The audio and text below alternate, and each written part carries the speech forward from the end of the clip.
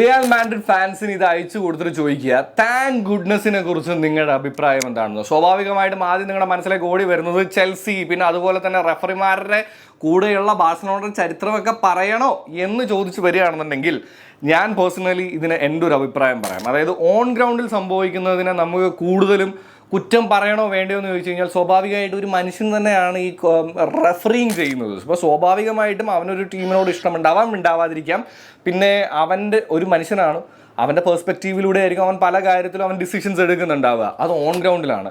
ആ on ground മിസ്റ്റേക്കുകൾ മാറ്റാൻ വേണ്ടിയിട്ടാണ് വാർ സിസ്റ്റം കൊണ്ടുവന്നിരിക്കുന്നത്, അല്ലേ?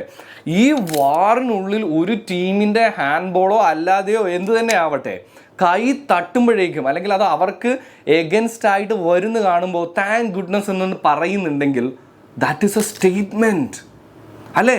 അവരാരെയാണ് സപ്പോർട്ട് ചെയ്യുന്നത് എന്നുള്ളതിനൊരു വലിയ സ്റ്റേറ്റ്മെൻ്റ് ആണ്.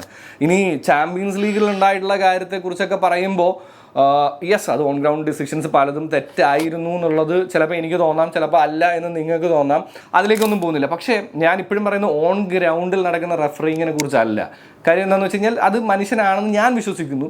പക്ഷെ വാർ റൂമിൽ guys, Real Madrid fans, do you have any answer on this except എന്ത് ചോദിച്ചാലും ബാഴ്സലോണ എന്ന് പറയുന്നത് അല്ലാതെ വേറെ എന്തെങ്കിലും ഒരു ഉത്തരവുണ്ടോ?